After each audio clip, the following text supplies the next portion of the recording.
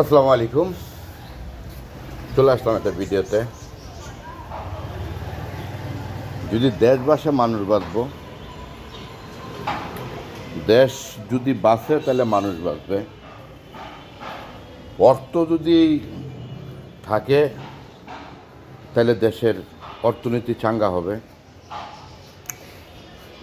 সব কিছু মিলে আজকে যে ভিডিওটা আপনাদেরকে আমি গতকালকে কিন্তু একটা আমার চ্যানেলে যে ভিডিওটা দিচ্ছি, আজকে আমার ইউটিউব চ্যানেল, অবশ্যই আপনারা ভিডিওটা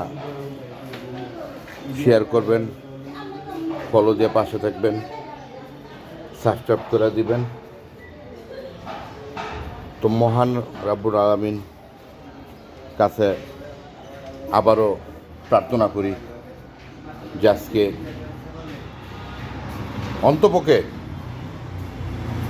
অন্তপক্ষে বিমানবন্দরে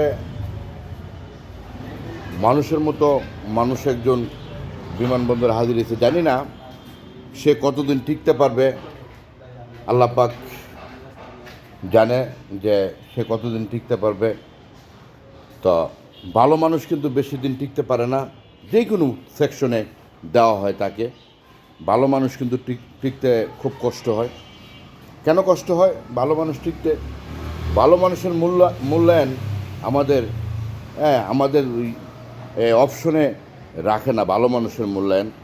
তো আমি শুরুতে বলবো যে যাতে সে ভালো একটা পরিবেশে এই বিমানবন্দরটাকে সে মানুষের মতো মানুষ করে দিয়ে দিতে পারে। প্রতিটা সেক্টরে, প্রতিটা গল্লিতে, প্রতিটা ইয়াতে যাতে সবসময় ক্লিয়ারেন্সটা ভালো দিতে পারে। আজকে মনে করেন দেখা গেছে যে কথাটি আমি শুরুতেই কিন্তু বলছি যে আজকে দেখেন বাংলাদেশের যে বিমানবন্দরটাকে কিন্তু তারা অন্যরকম একটা সিচুয়েশন লয়ে গেছিলো। আজকে প্রবাসীদেরকে যেভাবে ইয়া করছে,